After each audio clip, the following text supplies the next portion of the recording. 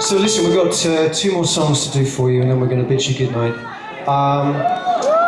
Now, the first of these songs we're going to do for you is one of the very, very rare things that I do, which is a song with a catchy chorus. I don't really do too many of these, which is why I never get played on the radio or anything like that. It's not what I do, I guess. But occasionally, I will write a song with a catchy chorus by mistake.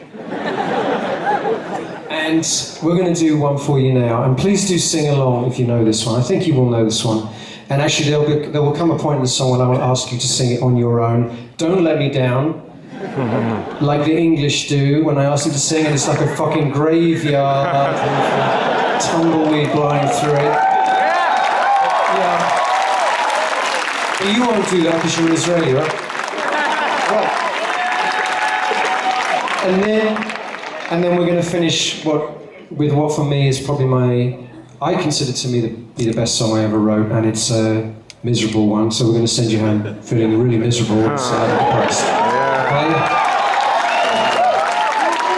But first, the one with the catchy chorus, Mr. Blundell, if you will. Here we go, please sing along if you know it.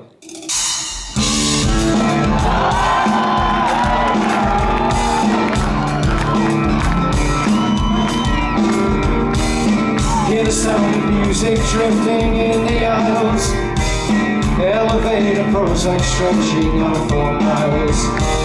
The music of the future will not entertain. It's only meant to repress and neutralize your brain. So get sweet sour, hedges get blunt.